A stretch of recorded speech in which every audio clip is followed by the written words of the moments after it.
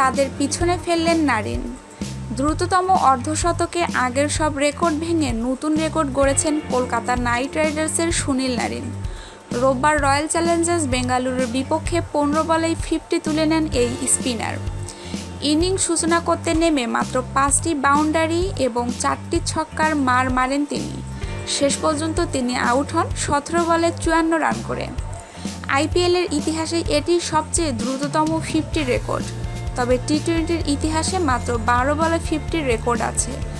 আইপিএলে নারিন ছাড়াও দ্রুততম অর্ধশতকের মালিক তালিকায় রয়েছে তারই সতীর্থ ইউসুফ পাঠান। তিনি 2014 সালের আইপিএলে হায়দ্রাবাদের বিরুদ্ধে 15 বলে হাফ সেঞ্চুরি হাঁকিয়েছিলেন। এছাড়া 2014 সালে সুরেশ রায়না চেন্নাই সুপার কিংসের হয়ে পাঞ্জাবের বিরুদ্ধে 27 বলে 87 রানের বিধ্বংসী ইনিংসে 16 বলে অর্ধশতকে পৌঁছেছিলেন। দ্রুততম অর্ধশতকের 4 নম্বরে রয়েছেন ক্যারিবীয় দানব ক্রিস গেইল।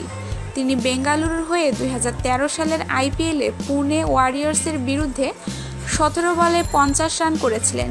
শুধু তাই নয়, তার অর্ধশতকটিকে পরে শতকে পূরণ করেছিলেন গেইল। 17 বলে 50 করে পরের 50 রান করেছিলেন 13 বলে, আর 66 বলে 187 রানের ইনিংস খেলেছিলেন তিনি। অ্যাডাম গিলক্রিস্ট ডেকান চার্জের পক্ষে আইপিএলের দ্বিতীয় আসরে দ্রুততম অর্ধশতকের রেকর্ড গড়েন। দিল্লির ডেয়ারডেভিলসের বিরুদ্ধে তিনি 17 বলে হাফ সেঞ্চুরি করেছিলেন। দিল্লির ক্রিস মরিসও 17 বলে হাফ সেঞ্চুরি করেছিলেন। গত আসরে গুজরাটের বিরুদ্ধে এই ইনিংস খেলেছিলেন তিনি। এছাড়াও মুম্বাই ইন্ডিয়ান্সের কাইরন পোলার্ডও কলকাতার বিরুদ্ধে 17 বলে দুরন্ত হাফ সেঞ্চুরি করেছিলেন।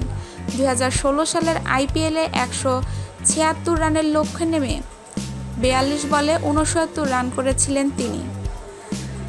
আমাদের নিউজটি ভালো লাগলে অবশ্যই নিউজটি আপনার বন্ধুদের সাথে শেয়ার করবেন এবং স্পোর্টসের নিত্য নতুন নিউজ পেতে আমাদের চ্যানেলটিকে সাবস্ক্রাইব করবেন।